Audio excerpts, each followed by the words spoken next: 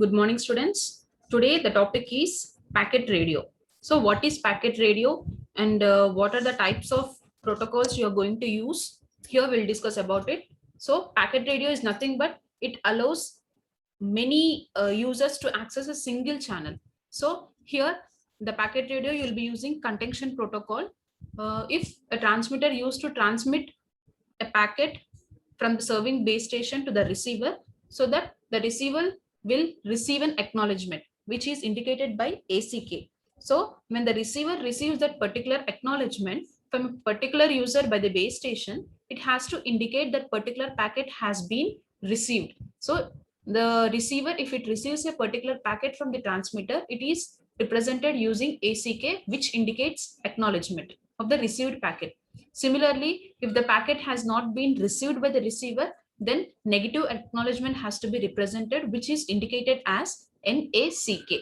So here ACK, NACK, these are the two representations to indicate whether the packet has been successfully received or not. If the packet has not been successfully received, then the transmitter has to again transmit the packet. Here comes the point, vulnerable period.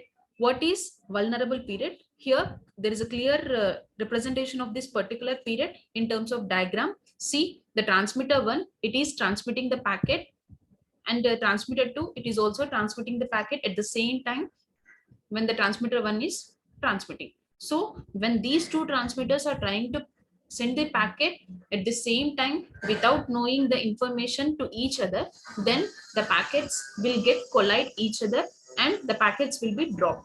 So the vulnerable period is nothing but the period at which the packets are susceptible to collision, means the duration at which the packets will collide each other and will not be received by the receiver. That particular period you will be calling it as vulnerable period. Here this is a clear representation from T1 to T2 tau. The packet A, B, C, these packet A will be susceptible to collision because already transmitter 1 is transmitting two packets, and at the same time transmitter 2 is also trying to send the packet. Here the packet A is susceptible to collision. That means this particular packet A will collide and it will be dropped. So it will not be received at the receiver end. This period you will be calling it as vulnerable period. Next, in order to understand this packet radio, let us consider an example with using Poisson's distribution with mean arrival rate of lambda packets per second and tau is a packet duration in second. Then the throughput R, it is given as R equal to lambda into tau. So the value of R, it should be taken properly so that it should lie between 0 and 1. Otherwise, unnecessary packets are delivered and unnecessary collisions will occur. If the R is greater than 1, the packets generated by the user will exceed maximum transmission rate. So the maximum transmission rate, if it exceeds, then the R value, it should not be greater than 1. Next, throughput. What is a throughput? So the average number of messages that are successfully transmitted per unit time, you will be calling it as throughput. Here T equal to R into PR of no collision. You are taking it in terms of PR probability, that is Poisson's distribution, you are considering the probability. So from the previous discussion, R equal to lambda into tau, you can take it as T equal to lambda tau PR of no collision. Here PR of no collision means without collision, the probability of transmission of successful transmission of packets, you will be calling it as PR of no collision. So for the PR of no collision condition, you will be considering the Poisson's distribution equation. Here PR of n equal to R to the power of n e power minus R by n factorial.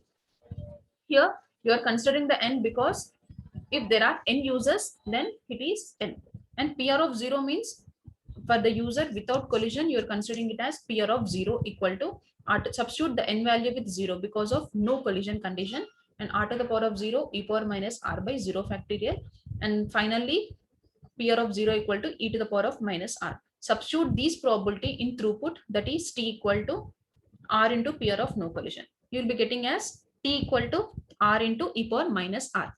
So this is the throughput of the normal packet radio protocol with no collision. Next, actually this packet radio protocol is categorized as 3 axes. that is random access, scheduled access, hybrid access. So these are the three different access which we are going to perform.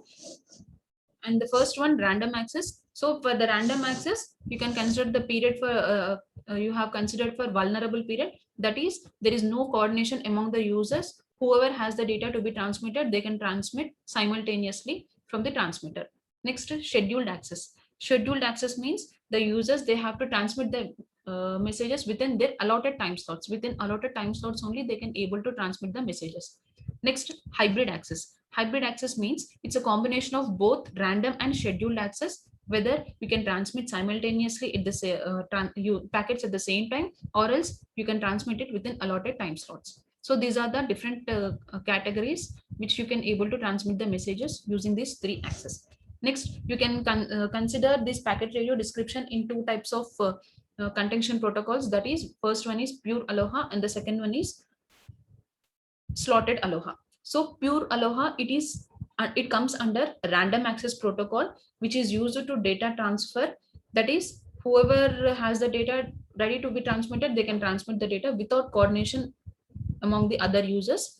So first, the user, he transmits a packet by accessing some channel, and he doesn't check whether the channel is free or not.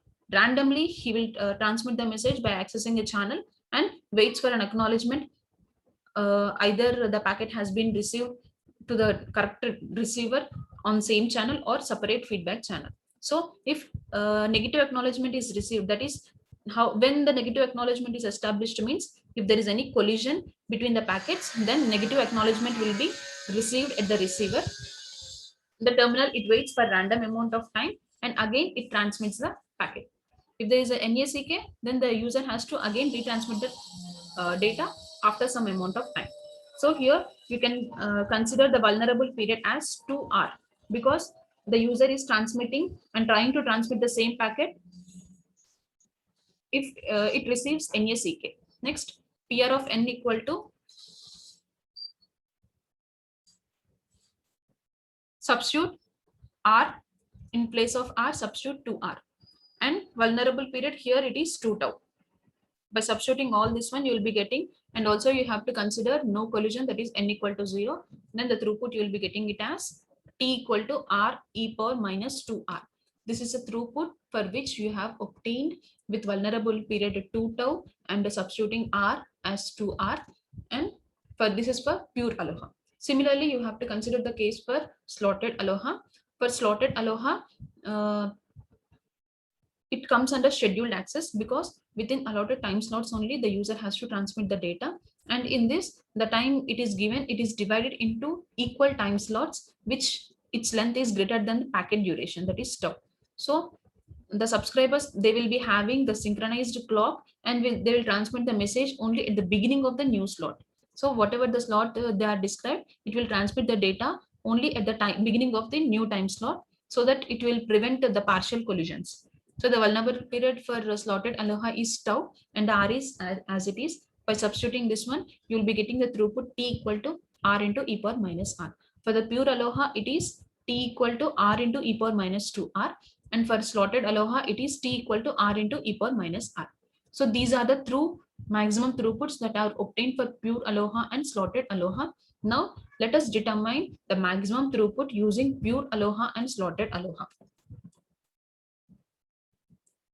So this is the condition for pure aloha. So in order to obtain the maximum throughput, you have to differentiate with respect to R and equate it to 0. So consider the condition T equal to R into e power minus 2R.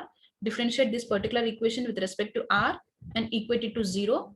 I think you know the differentiation. So let us do it. dt by dr equal to, this is UV formula, u d by dr of e power minus 2R plus e power minus 2R d by dr of R, and equate it to 0. By using differentiation process, you will be getting as R maximum equal to 1 by 2. Substitute this R value in T, that is T equal to R into e power minus 2R. Substitute R as 1 by 2 and you will be getting the value of T as 0.183 seconds. Similarly, for slotted aloha, calculate this also using differentiation process with respect to R and equate it to 0, you'll be getting the value of R as 1 and substitute the similar way R in T. That is, for slotted aloha, the formula is T equal to R into e power minus R. By substituting this one, you'll be getting the T as 0.367. Similarly, you can see here the pure aloha, it is 0.183, and for slotted aloha, the maximum throughput is 0.367, which is double to that of pure aloha. So this presentation describes about packet radio protocol, vulnerable period, and throughput, how it is obtained using Poisson's distribution probability, and the types of packet radio protocols. That are three types of access: random access, scheduled access, hybrid access. And again, packet radio protocols are mainly described in terms of pure aloha and slotted aloha. Aloha is nothing but it's a contention protocol. And what is pure aloha, what is slotted aloha, and how the throughput has been measured for pure and slotted aloha, the maximum throughput for the pure aloha and slotted aloha. These are the different categories comes under packet radio protocol.